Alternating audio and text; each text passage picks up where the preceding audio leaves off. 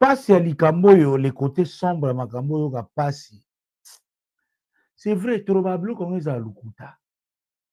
Mais ça me donne de la frisson.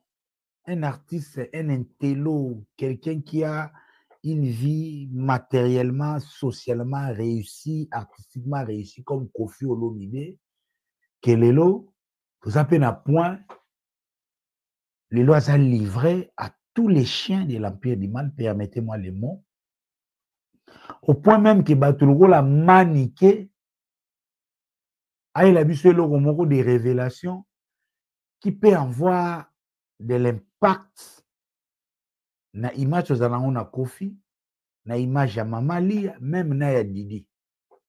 Quelqu'un me dira, tu peux comprendre l'autre boxeur, quand il n'a pas ça la kango, na Marco 6, peut-être on peut dire. Et surtout en citant Mutumura Tikabiso, l'un des guitaristes,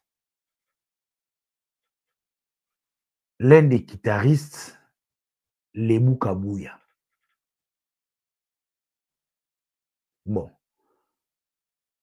Makamon l'air et les kara, on n'a jamais été dans le lieu, il y a déroulement, il y a fait, mais même les États-Unis, dans un système, il y a jury. Jury à Zanani. Jury à Zamutu, Oyo, Ayoki Likambu na gauche, Ayoki na droite, a pesi position na ye. Dans le bataille, la membre et jury. De tout ce qu'on entend de toutes ces affaires, na Otoyo Kaka. Du moins, vraiment, tu considérer que Maniké a vraiment maudite, je pèse bien mes mots, Maniké a vraiment moutouya. Kwiti que Maniké vraiment, ils a parmi ba esprit oyo ba musicien bazo sale la lelo.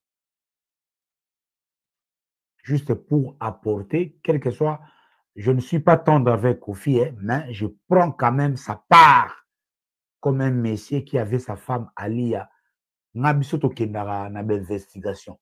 Les peto yoki na koti na tuni, webinga na zana ba frontière te. Na tuni pe ba mission ya quartier latin. Moi kuna tanga ezate. Mais si on a copié ta témoignage avec la permission. Na kena kisona kepe na pas Sam Chintu. Na biyasha makambo mani kazoloba ekozala ta na solo ya vérité. Sam Chintu yebsinga tonton promo nazali ba rare chef d'orchestre Kofi akotindanga Sam zwa eloko kendo pesa mama Alia. Et puis lelo nga so nakutena mama Alia nakopesa mbote lokola mwasi ya patron nanga. Nga naza muta Lebu Kabouya. Toza batu. Cette histoire n'a jamais existé. Quoi? Dieu me voit aujourd'hui. Voilà. Bon, moi, je suis à 2 vitesses. Na caméra, Sam Chintu m'a dit ça ce matin. Dieu dans les Boukabouya, à fréquenter mon marché, ben j'ai un bois qui va te filmer dans l'intello. Il y a même un mot qui a un beau marché. Aza chroniqueur té. Il n'a rien à voir avec Kofi ou Nani Baba. Bato les Boukabouya. Et ça, il bango passi. Coco, c'est la même Mouei Maka. Je vais peut-être me permettre de vidéo sans sa permission. Vraiment, l'imisangan de quoi, on a une vidéo juste pour attester Makamunazo Loba, Bisoto Linga, ça la part des choses. Ok, cher internaute. Yeyo. Moko ya bato ba vera les boucs. Oh, bazaki choqué na ba propos ya Maniké. Soto koyoka. Bonjour, bonsoir. Selon va ROI Kutabino. Vraiment, on a comme on a dandi kalala. Vraiment, so oui, le lot, on a peut-être message nanga oyo. Na sala, vraiment, message on a c'est dans Maniké. Maniké de John. Maman la Prince Babia. Où on a vraiment bien personnellement.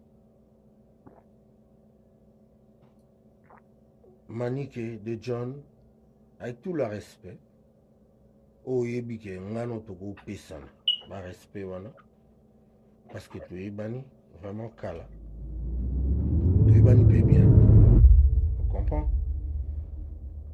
Et puis ngana kuma okama vraiment que eza yo pena manique o ngana yebi, parce que na yebaki manique de John oyo wazali na ba valeur, azali na très bien éduqué.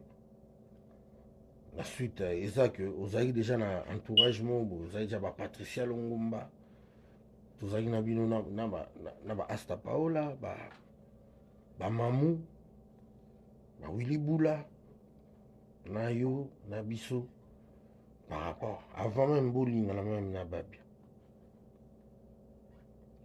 Avec tout ce respect, on le barabilo rebellé. On le barabilo rebellé dans les réseaux sociaux, tout l'annaka. Biso beto na toko lo bapé, toko répliquer pe, mais bon. Lori tala biso penate toi ba ta réseaux sociaux te. Mais tala lelo bimisi biso na réseaux sociaux parce que moi je ne pouvais pas imaginer batuba matissa photo ya frère nanga Libu Kabuya na miniature. O akufa biso to na pasi na motema makasi. Mais bino bokuma obeton neti histoire boso la neti neti mama makambo quoi. Je suis désolé. Il faut beaucoup de matière côté monsieur. Tout ce que tu es en train de raconter là, c'est du vrai mensonge. Gros mensonge. C'est n'importe quoi, Yarosaranati. Parce que ton maniqué, tu ne connais pas les bouts plus que moi. Aux alapena les bouts, aux apé camarades les bouts. Maniqué, en dehors, à robota na babia, moi, na robota et prince, il y a un néo, tikala, et ça, et l'eau, où il ça. Mais non, on connaît pas mal. Il y a ma copine à babia, autres, ça, bon, peu bien. Je suis désolé de te le dire aujourd'hui. Les gars, kota na buzoba, on est azaki vivant, na makamna bino aro kota na buzoba anati. Et puis beaucoup kanzate beaucoup touché, ka bo ndoko akufi bon, et bo akufa, toko lo ba n'importe quoi. Vraiment, je suis désolé. Tu es une sorcière. Vraiment, je te l'ai dit. Soit on déclenché guerre au ça, soit on ça au salien. Moi, je sais, je sais qu'il y en a eu golo baro les gars.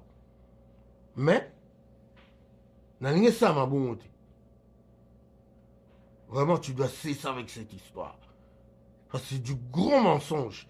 C'est du n'importe quoi. Voilà. O eza moko ya bana ya bamo marché o ndenge bande ko qualifier Lebu Kabuya de ndungu parce que Lebu Kabuya azali muto pe play na ndenge milia barumbu gombe banini aza pe na ba play na oyo balelaka ye ti lelo biso eza kotana déjà mpona kolakisa des âneries oyo eza na makambo oyo nde nauti oloba makambo ya kofi oyo ezopesanga mpasi mais na dépassé ata mpona mekopesa ata point de vue nanga j'espère que moi-même aussi je vais pas m'écarter na l'essentiel déjà sortie médiatique ya kofi oyo eloko oyo nga nasepeli nango casting oyebi nga moko nde nalobaka chef de la presse le casting Joe Matope était là pour s'occuper de l'Ouvanium. David Mumbele s'occupait de Bonga Loudia, des médiateurs, l'autre ami que je ne maîtrise pas les noms, Nayombo Concept. En fait, ça fait une bonne sauce. Bato Bayebi Kofi Olomide, c'est quelqu'un oyo basengara émission. Parce que lui-même, quand il a besoin de communiquer, Aebara, et pas nani na koleka, na sala ndenge nini symbiose na sala. Peut-être kaka sur le plan présentation, là je suis sûr que moi ça fait aussi. Donc bravo déjà aux amis, particulièrement Joe Matope d'avoir mené des mains de maître cette émission qui aussi est aussi profitable à la promo il y a événement à Kofi Olomide. Mais que malheureusement, parce qu'il y a eu des contre-vérités, parce qu'il y a eu des démentis de la part de Kofi Olomide, il y a eu des éclairages sur sa situation familiale que Lelo est commis comme une émission difficile pour les puritains. Les puritains, c'est qui? Les puritains, ça bateau, même à fin à Moyen Âge. Donc, prostituée, il faut à la banni. Il faut pas bomaye. Tu vivre dans la religion, dans la dogme. Parce que la vie privée Nabiso fait partie des dogmes de la religion. Je me rappelle encore dans professeur Nabiso, professeur Likulia. Pourquoi même la loi protège la vie privée? Parce que c'est dans la vie privée qu'il y a même toutes les saletés Yamutu. C'est dans la vie privée. C'est pour ça que Kaboula, tu awa, ils ont vie publique ou ils ont vie privée, tout ça. Ngale na omona makambo, je ne sais pas ce qui lui-même Kofi Olomide, son entourage, peut-être basa à l'aise. C'est vrai, l'émission, ça fait 210 000 voix, vues dans 24 heures. Lorsque une légende de la musique congolaise s'assoit devant la presse, aborder soi-même sa vie privée dans le contexte. Non, on peut s'exemple. Naba audio toyokaki ya Mama Denise. Soza conseiller à Fachi pour faire taire les rumeurs ou les commérages. Est-ce que Fachi a censé aller à téléma devant presse abanda ko expliquer dans quel contexte ba audio à Maman Ibimaki ça, je ne sais pas. Mais j'avais employé un terme. Kofi Olomide était contraint de faire cette sortie médiatique parce que à côté, il y a aussi, entre autres, buzz sur Diddy Stone. Malheureusement ou heureusement, l'album Intemporel volume 1, dans la chanson Gambela, il y a Nzembo Oyo, l'opinion a conclu que c'était fait à dessein que Diddy Stone a la dédicacité. Et parce qu'on a eu des vidéos à challenge de la part de Cindy, aujourd'hui, la majorité, il y a opinion, aujourd'hui, a pris part de Didi comme moi, Nao Balingaki, qui est aujourd'hui la femme de maman, présente sur cette été. Ça, il faut demander aux Ivoiriens, les Camerounais, vont vous en dire, n'est tout ça, la monitoring Internet. Et déjà, cette situation-là, Kotika Yango Bongo, c'est pas aussi bien, comme est en train de dire mon ami B. À force de laisser les mensonges, ça s'installe. Tant mieux. Au même moment, on a les regrets de voir ce genre d'émissions. Au même moment, moi, personnellement, je me sens impuissant. Même à la place de Kofi, je me demanderais, je devais faire quoi? Maintenant, il a attiré l'attention de tout le monde dans le sens ligne. En commençant par lui-même, mon grand frère Kofi Olomide, et surtout sa famille, Mamarifa, Sanda Kazadi, tout ce qui accompagne Kofi Olomide, Baninga ya Media, tout le monde. Likambu ya divorce ya Lia na mariage ya Cindy, c'est un conflit interminable. Je répète, mariage ya Kofi na Cindy, na divorce ya Lia, c'est un conflit interminable.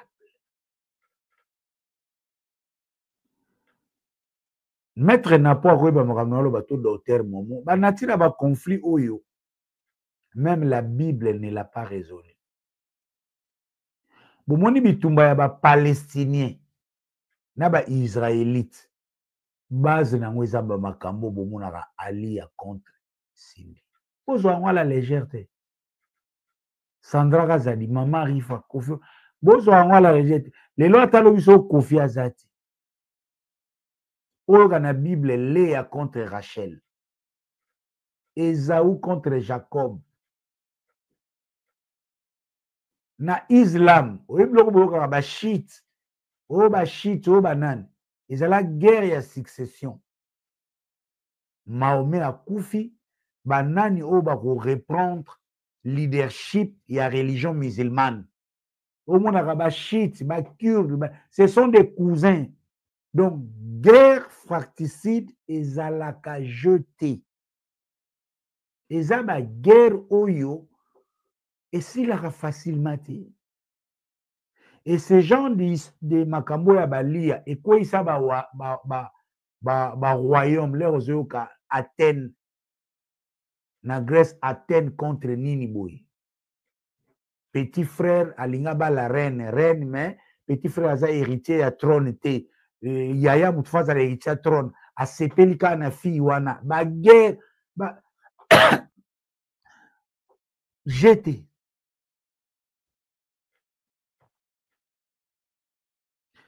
Le côté sentimental, c'est le côté le plus faible où il ça va grand. Samson en est un exemple. Le grand Jules César, Jules César, l'Empire romain, ils ont conquis le monde entier. Atomaki, entre autres, Azarana Rome, Azana Moissinae, Nabusani Komoya Moissino Babutamoane Claudia, mais à Kena Égypte, fallait conquérir l'Égypte. En Égypte, il y avait une reine qui s'appelait Cléopâtre. Et Cléopâtre a vendu ça, a mis en disponibilité de Jules César sa beauté. Et Jules César a kenda kubotana Cléopâtre na sentiment, a kotisa Cléopâtre na Rome. Ce qui était comme un péché na triumvirat au baneko diriger Rome à l'époque. C'est-à-dire, sentiment ya Jules César ya bolingone na Cléopâtre, elle était belle à botisa ya naye.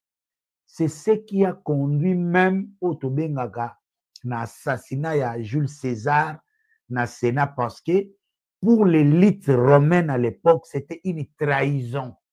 L'Empire romain ne pouvait pas concilier avec les royaumes d'Égypte à travers Cléopâtre, Jules César qui ne robotanaye.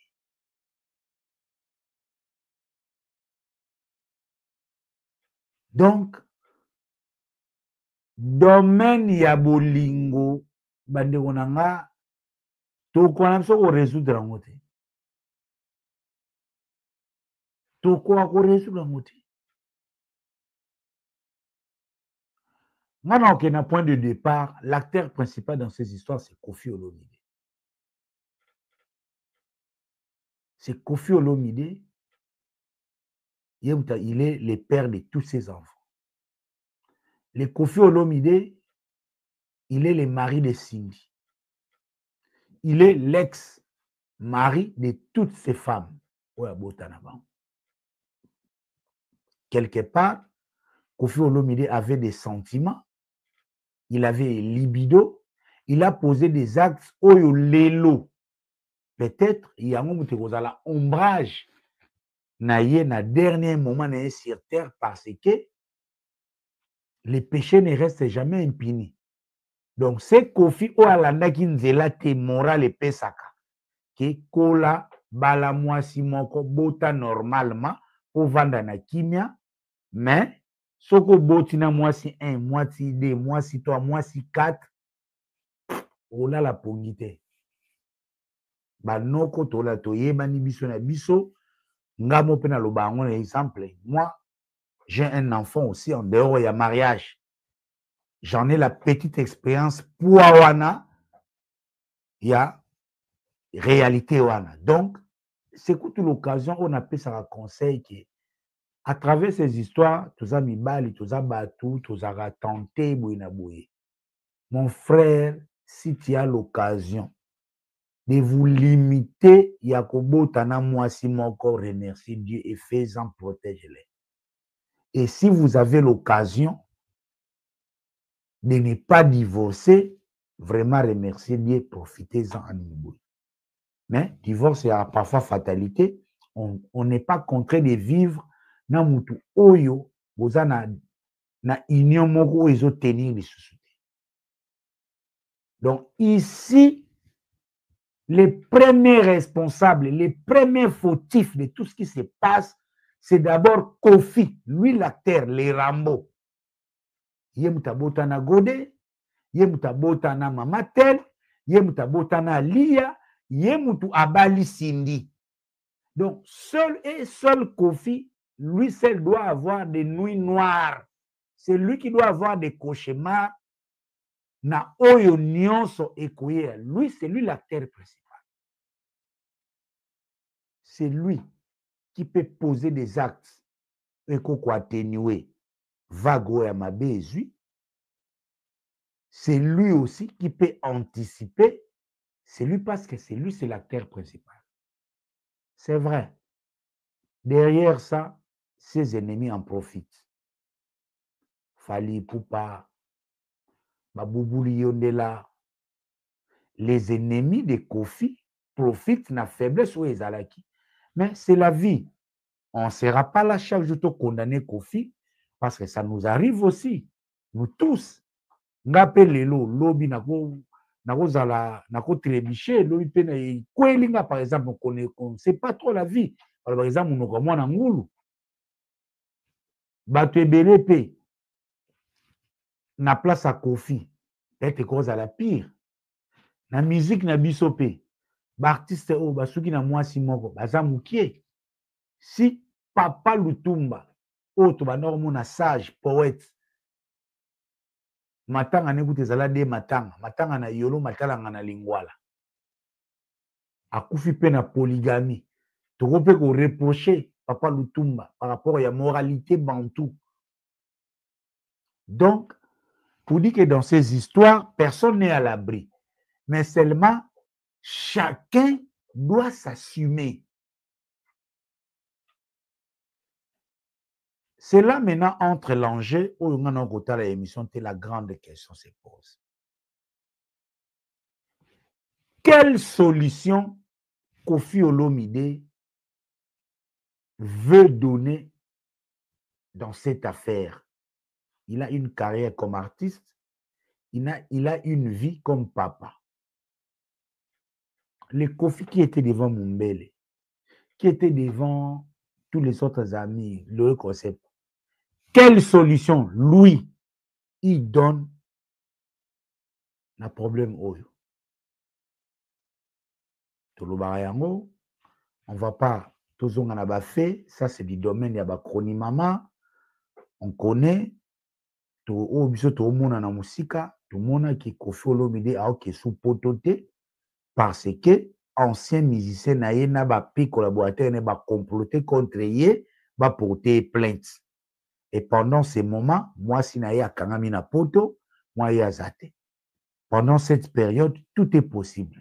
Cindy était là comme on a bien un bouclier na ye, sentimental, spirituel, artistique. Cindy nous a permis de garder la flamme de Kofi Olomide et briller. Comme humain, ce n'est pas impossible de tomber amoureux et jusqu'aujourd'hui, va approprier en baquet tina libala. Déjà, sur votre baquet na libala, les arsous les cambouya fenêtre comme les cambouya officiels. Didi, tout naturel, à sa fille. Maman a instrumentalisé été. Kuboya na mwasi okozala plus na problème na bana basi. Même Vedju na janana, soki Gims na Dadju, bazalaki Mireille na Angélique, na yebite soki Vedju na janana lingaka zala à l'aise ou azana ngolelo. Mais parce que Gims a mwana mubali, Dadju a mwana mubali, soko tozwi na comparer te so na zuna vieja nana na Koffi Olomide mutu okutu bako benga na pembeni ya bana eza viejuna au-delà ya koya na bana na poto na les témoignages sont là aboyi mama oyo mama ya Dadju na mama Gibbs bakoza bambanda tout beaucoup d'histoire mais heureusement Dadju na Gibbs baza bana mibali les hommes savent à moins que la PD les hommes ne restent pas sur les problèmes lokola ndenge fallait ça la kangama na likam ou kangama na mwana batu didi on dirait donc solo moi pas confirmer ça c'est complètement des femmes comme les Fally mais les hommes ils tirent les conséquences de l'histoire c'est Didi donc on a Didi c'est différent mais je voudrais seulement ici rappeler les faits makambo est déclenché makambo et outil na makambo kubwaka biloko na libanda biloko mama alia kubwaka te mutu baye kosenga biloko malheureusement na chronique na lelo na média na biso Koffi aza musicien mais beaucoup d'intervenants lelo baza ba intervenant ya gossip ya songi ya ba fait divers ya vie ba saratola batu moko boye bazala donc batu moko babetaka ba histoire moko soki sans ni après on arrive na Immortel Intemporel album le son Gambela et le son Gambela est sorti sans le nom de Didi toyoki Koffi Olomide apesi ba explication na ye chacun peut en tirer les conséquences mais Koffi aza papa ya Didi nga kosambisa Koffi te devant Didi mais so Koffi alobi que sincèrement azalaki lisusu te na idée que na version originale badédicasaki Didi ye mutu aza papa na Didi ye mutu azopesa biso explication ya makambo eza lié na mwana na ye na opinion publique et un papa sérieux je dis bien un papa le papa na bipe un Koffi te un légende te un papa sérieux déjà na mwana toza en conflit lorsque vous rapportez les choses à l'opinion il faut être véridique et surtout sincère parce que toi on a des jurys bato bazolanda il y a les esprits il y a aussi Dieu oazo yoka biso tolobaka et seulement si vraiment c'est sans intention d'extraire le nom de Didi eza maloba Koffi ye mutu ayebisi biso biso ozali na studio te so ezalaki bongo tant mieux là Koffi est quitte encore que lui-même Koffi nous a dit na nzembo baa na 3 catégories mabanga ya liste oyo ezalaka na texte ya nzembo te na mabanga oyo ezalaka na mutu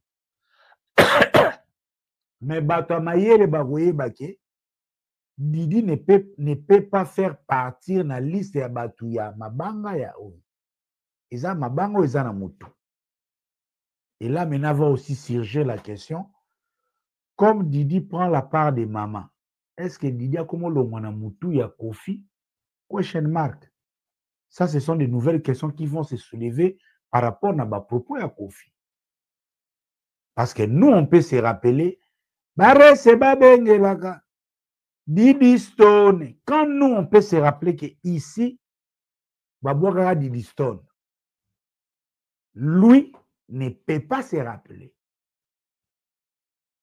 et quand Cindy Leker celle qui est venue accompagner Koffi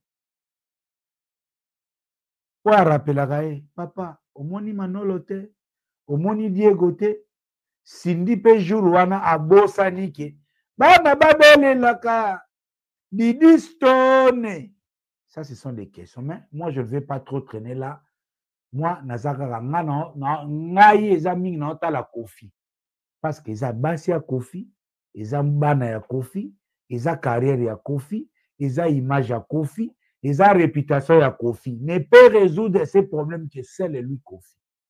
Mais je sais que l'environnement c'est pas aussi facile ya na Kofi. Eza un environnement moko oyo ya combat oyo ba ennemi na yo bazolinga ba exploiter réalité wana contre vous. Nalobaka toujours eloko oyo le combat de Kofi Olomide na ba Kofi Fil na makambo na bato balingaka Kofi ezalaka kaka ke ba ennemi ya Kofi lokola na musique bakoki ete lelo bazo exploiter kaka image na ye pour lui présenter comme un bourreau, comme un mauvais papa, comme un mauvais mari. Ça c'est wana eza pena wana eza vraiment wana kutu ya kosamba eza te. Et quitte à Kofi Olomide mener son équipe de ne pas donner l'occasion à ses détracteurs. L'occasion. Si vraiment le nom de Didi était une stratégie commerciale pour faire parler le nom de Kofi, Kofi n'aura jamais besoin de ça. Alors jamais. Jamais et à l'air jamais. Il y a quelque part, dans l'obaki que l'hippodrome ne vaut pas mieux que Didi. Comportement bas n'est à peine à âge. Didi a moins de 30 ans. À 35 ans, Didi ne va pas réfléchir ni à réfléchir les lots. À 45 ans, Didi ne va pas réfléchir ni à réfléchir les lots. À 55 ans, Didi ne va pas réfléchir. Le temps est aussi un meilleur allié il y a qu'à résoudre des problèmes. Mais ce qui est sûr, pendant ces moments, aussi longtemps qu'on fait à la musique, ses adversaires vont toujours utiliser le Kambouya foyer à Kofi comme une arme pour décourager Kofi. Parce que l'objectif, c'est atteindre Kofi psychologiquement. L'objectif, c'est d'achever Kofi Olomide mentalement.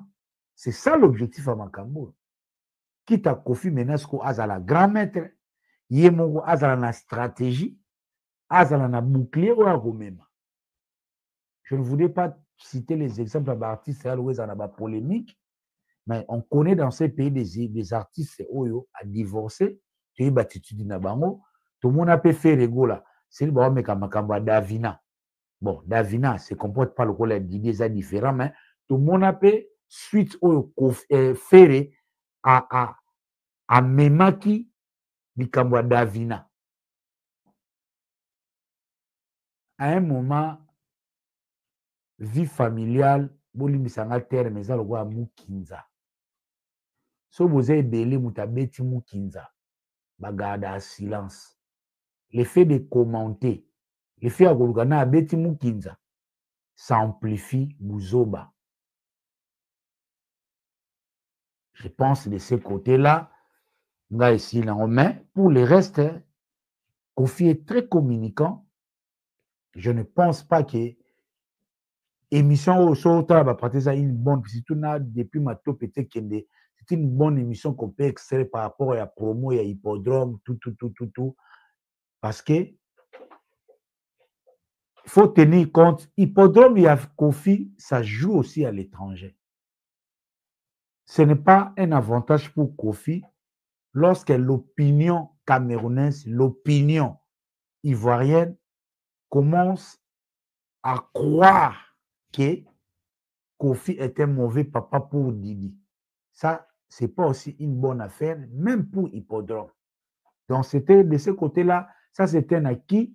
L'artiste et son équipe doivent aussi étudier comment résoudre ces couacs parce que Kofi a encore un mois, à plus d'un mois, il y a événement. Donc, il a tout le temps de recadrer les choses par rapport à la communication. Ndenge, makambo kendelara.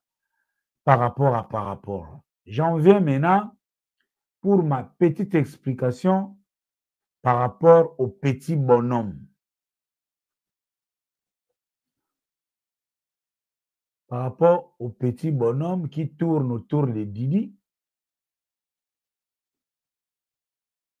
Tonton Promo, bonga ludia. Bafinga kai bakosela kai ba makambo baluka ba photo na ye mabe batia so naza na mutu moko bongo iwa awe na podium mais sinon ça omona groupe ezali awa na mais puis na souci lelo ba auto sanga que ba billet VIP etikali kaka 65 280 € na moko na uti ko pesa ordre na équipe nanga babakisa ta 2000 mosusu mpo naza na bato ebele oyo baza na baafrike na banani bakenya oyo bakoya donc babakisa so babiye nani oyo bato osalaki wana soki 6000 etiali kaka 65 famba oza na katela te eza na Congo osala ndeni obeta na katela te oyo ezali awa ubie ya pungo wana ya pe parti ya quartier la te ezoya makambo na bango eza na maison Schengen parce bazwaka visa donc tout est déjà fait donc une partie ekoya tozalaka soki 60 so komi moyenne na 60 bato eza te ngai naza honnête naza besoin bato 60 te kona beta concert voilà ndenge nakopa lelo omona bato bazotala biso est ce que dérangeaka yo ntango omonaka mwana na yo ya mwasi Didi Stone aza tout le temps kokangama tout le temps bavoyage badéplacement na Fally Ipupa est ce que ezaka etraumatisaka morale na yo que Didi Stone ou bien basala ngo mpo badérange yo non kotraumatiser non mais ngai Kofi Olomide so naza na mutu moko oyo nayina ye mutu moko oyo nalingaka ye te oyo nalukaka liwa na ye oyo natindaka bato baluka mabe na ye basabotaka mosala na ye bafingaka ye bakoselaka ye bamakambo baluka bafoto na ye mabe batia so naza na mutu moko bongo ata mwana na ye aye verenga peut-être napesaka mbote mpi na ke ben na olinga te bamonaka bona nga wana conception na pourquoi parce que je suis un vrai mec je suis un mec digne je suis pas un petit bonhomme ya so naza na mutu oyo nayebi ke nalingaka ye te nazwaka banzembo na ye natinda batransformele nga soki naza na mutu moko bongo so namoni mwana na ye so apesenga bonjour mais nga na ofese bonjour te ye mutu apesa wana nga Awa message eza nango simple mpona baoyo bavanda bayebi ke Kofi alingaka Didi Stone le baotraîne autour ya Kofi bayebi ke na ndenge akola totraumatise via tobelisa vie motu. Ça c'est la bonne et la pire des réponses. Un homme ana ndenge mibali bafonctionnaka kweza gerit ok bon nga na afali nga nakomi danger bon Kofi soi-disant aza esika aza bon aboyani nga sikoyo naotraîne na Didi na motu afali ezaki yanketi na ndenge code nde bango bazalaka so bakutani bakangisi bafoto ekomi kunani mais Kofi nous a éveillés. Kofi a komela Fally message depuis soki 2022. Ti lelo message wana Fally a répondate. Donc baza na relation ya bien te. C'est là maintenant tout ça va battre. Tout ça relation ya bien te. Si yo muto dozana relation bien te ko faire mites ko exemple. Parce que mwana na ye et puis alobi peut-être soka baninga mbote na kopia les mpo na kopia mbote te po toza bien te bon so na pie mbote na ko traîner na ye ndenge na ko traîner nanu na ye parce que les hommes fonctionnent comme ça bon nga na makambo na nga na Fally na danger ti lelo o vivre na relation Kofi ti lelo ozoyiba musique ya Kofi ozo changer ozo beta na kiyanke et c'est là où Kofi va plus loin bon peut-être parce que Didi Stone aza mannequin po yebi ki Didi Stone aza mannequin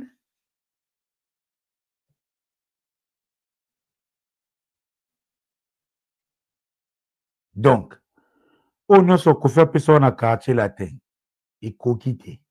Ozo yiba lelo pour ça la musique au réussir et coquité. Il faut que ne sou ti na aura ya mwana ya kofi. Un petit bonhomme.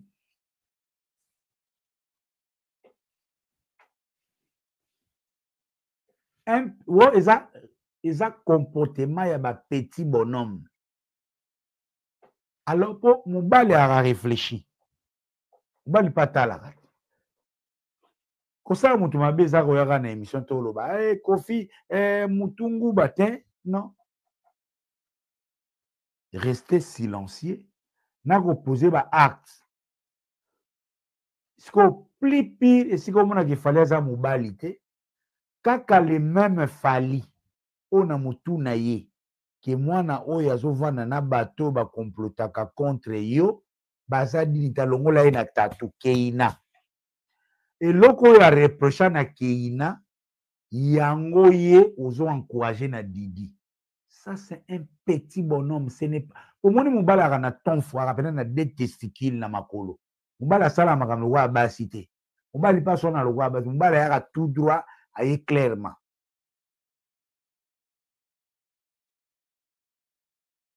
Pour qu'on s'affiche na Didi, eza recherche ya visibilité, eza recherche ata kutu na mona ngo boto zonga talo kola kanai a genre ke bon vie wana kila ngoto tala na ole bando lia mwana na ye ata zo lia mwana vie wana ekozala kaka na petit secret mais soki ekomi ya bafichage ekomi siko kiyuma na kitintin ekomi kiyuma na kitintin ekomi mpe neti sikoyo bajo bazalaka bon oza mwana mobali mwasi alingaka mobali balingi yo sepeli oki obimi na feyale soki ovai na nganda peti wana nazalaki na ye peti wana aza na nduta peti wana bafojo. Donc soki obima na peti wana fo mokili tu eyeba kobima na peti wana wana batente bapeti bonhomme po vrai mobali azala na tableau de chasse na ye avana ngume bokovanda mpe boye bino bomona mami ilela danger mami ilela limbisaka na exemple bomona mami ilela danger ye sa doda avana ne ngume bino bomona momi wana danger ye sa leka avanda ngume. Pour d'abord les rapports sexuels atubi eta koseplata na vie que soit disant nga fali na komi na mbongo bon siko na kosepela na bimaka ta na didi nini boye eza yo c'est ton plaisir c'est ton sentiment de voir ya kofi ezaka kobota mwana wana azala bien. Ça s'arrête là, un point intérêt de voir apparaître kobota para moko ta azala fara kalika ba mwana nga lodo bimaki na nani yana te o para to ebi ke mwana babimaka na ye na bato mais susi ne kozala mwana ye abala apesa bakoko asala boye de yozo kantonga lokola otin soki yo koma koto yozo ede Covid soki di distance na kozala bien le yozaka na ye ozo ede Covid pa aza mosika ozo ede ye mais kosafishe nde na Didi po bima lokola yanke eza comportement ya bapeti bonhomme bambendre eloba ta jadon fou bambendre bafonctionnaka bon bambendre mingi mpe letu bando akola ezaka bajo oyo ake akati ne momi te aboya kokosa lokuta peti wana nasasi ye fort nasasi ye nakomani eti na 5 nzonga mpe lokuta po banoko mpena banoko masolo wana ezaka karte asuka wanoko te oza noko te mbendre mwana mwasi petit bonhomme mbendre yo bomona mutu mobimba toye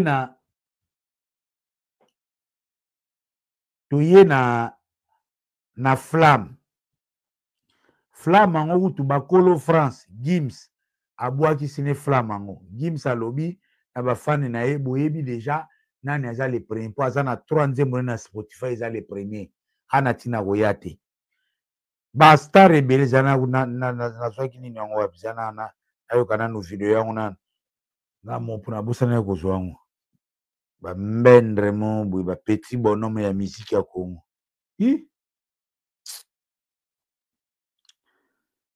bato pende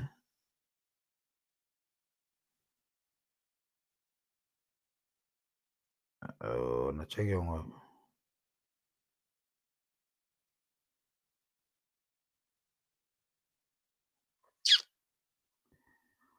baza ebele oyo baye te na flamme wana buba aye te soki sdm soki nani aye te klebak aye te yo bapretre kutu ya mboka baye te sikoyo yo soi-disant numero 1 ya Congo ali yo ke kovanda na bablana do bake vanda na babina file ya rap français na bablana na baibrator soare mobimba kofi aza te fer aza te jiba aza te wera aza te ale ake mpe kuna yango kokangisa bafoto esika bambiaka baza te bakolo mboka bambiaka baza te sikoyo yo soka tokokosa biso bakonde eza eloko pamba eloko te bango bambiaka babwakisi yango buba te gims te soki klebani te soki nani te sikoyo yo kokangisa bafoto esika kutu bambiaka baza te petit bonhomme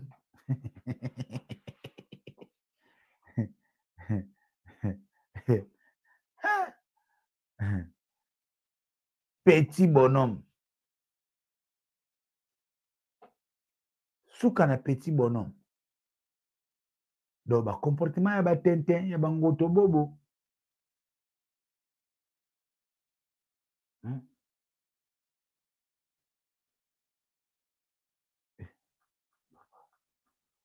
soki ekanisa na bafoto na divagation biloko ansi esila kala batrafic d'influence kasi fai bokangisa su foto ti ekomaki didi sali didi sali il faut pas filmer papa m'a traité de bonhomme papa père na nono nabenga bonhomme ye mpe didi akolanda ye te moi yo nde baza na bango na bavideo moye bapiblie eza te baza na bavideo ya flamme moye bapiblie eza te telema si babeti ye bonhomme azoreflechir na kibonhomme yango ozomona empire du mal façon basiliki nazokoma bambwa tu bafungwami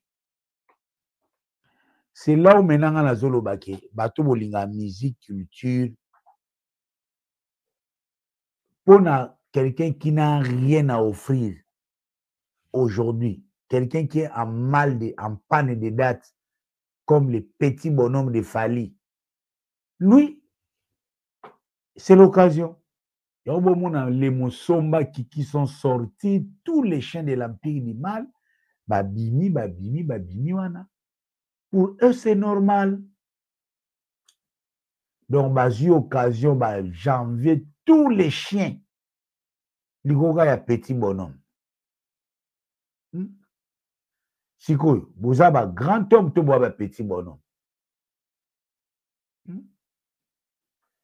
mwa mobali moko bilela angelou central apamba kaka na voiture ya niki olela bilela oleli ale yo zokantaka so ote pembeni na didi noza yanke ngoto bobo petit bonhomme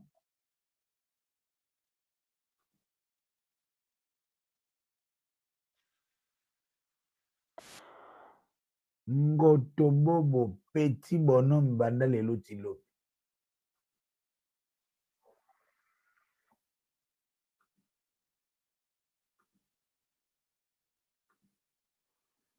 Fali Ipupa le petit bonhomme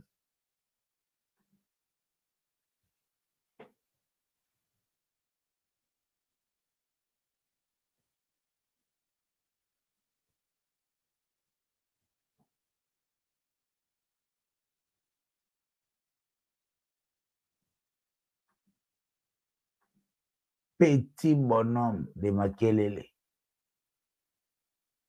en panne de dates.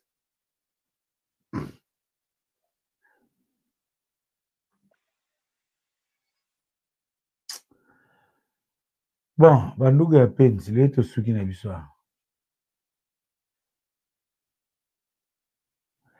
Semaine prochaine, Ana Mongo net bakoyamba invité. Ok. Bongo faliangu na makambulera ayokaki yo nani cardinal Ambongo akokoma pape. Fali azo frotter ba main wana bakisa susu. Encore ba fête ya jeunesse ya Vatican na moneka yem. Ça bande ko négocier. Akende ko betela nani? Monseigneur Ambongo lokola pape. Non.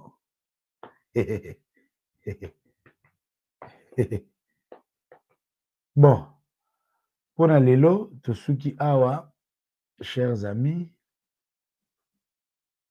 kaka ndenge GDG zalaka, merci à vous tous. Biloko wana inasukisa na ngai ya. Pour lelo, tosuki na biso awa, kaka ndenge GDG kendaka. Tonton Promo, IGF de la presse, les culturels, Bonga Loudia.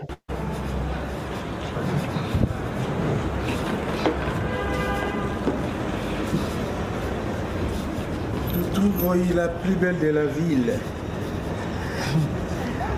Tonton Promo.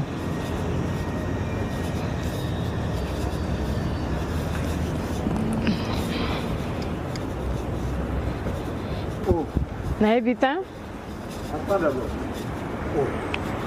Il y a combien de voitures? Cadeau à Cousteau. En bon? Oui, oui. Depuis quand? Maman, bon cadeau, mon bêtile. Hein? Naebita, Tonton Promo. Oh.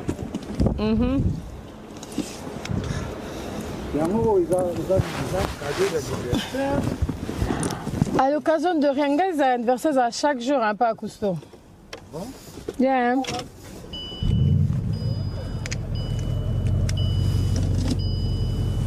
Vous l'avez vu son capoté, maman.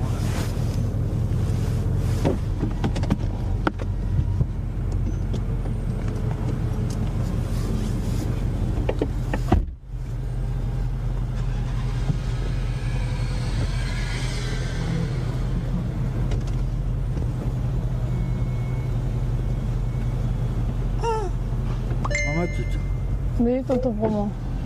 Toute cette Bentley pour vous? Oui, hein. Yango oboteli commandant Cousteau na ma passe ou bien déjà l'occasion de quoi, maman? À l'occasion de rien, Tonton Promo. Chaque jour, nous avons une surprise. À l'occasion de rien, on va la sommer aux voitures. Caboué.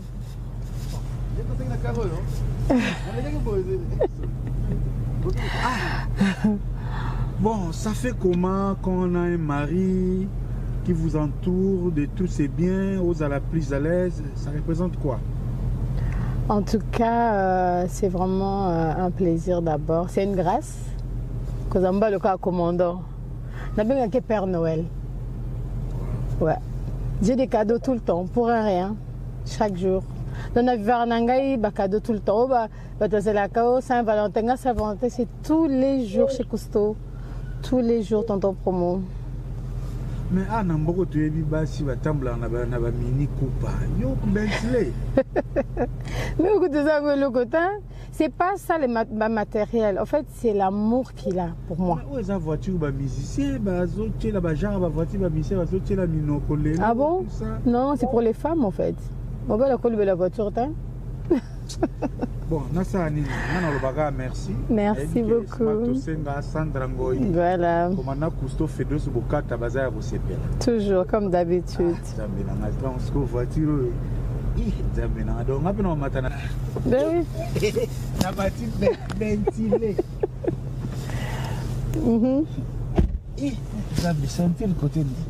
Yango moya kavala et le boy.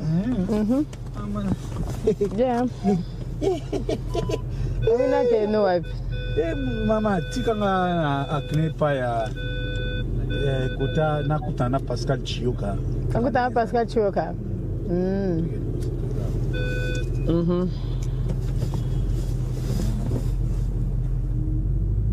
Bye bye, tonton promo na Bentley.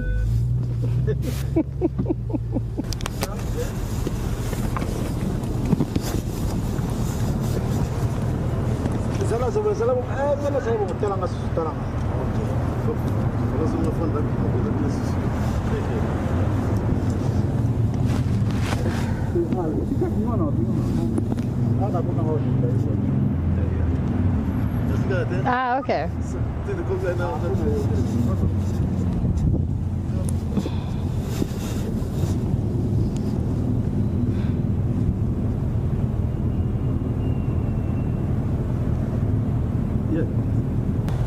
Soki olipusana mpo yobima yebimaka okange bafoto sana pusana yo foto.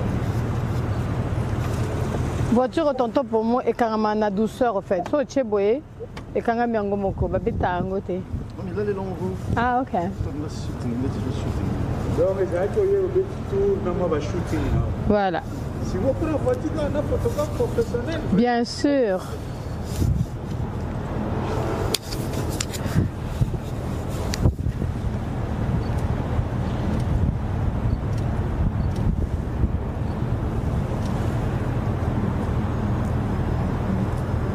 Bon, Maman Toutou, quel sera votre dernier mot à commandant Cousteau? En tout cas, vraiment, Mobile Nanga Zamba Batelaï, vraiment, je prie beaucoup pour lui. C'est un cadeau du ciel. Nazakanam Bandate. Et je l'adore. Bisous à tout le monde.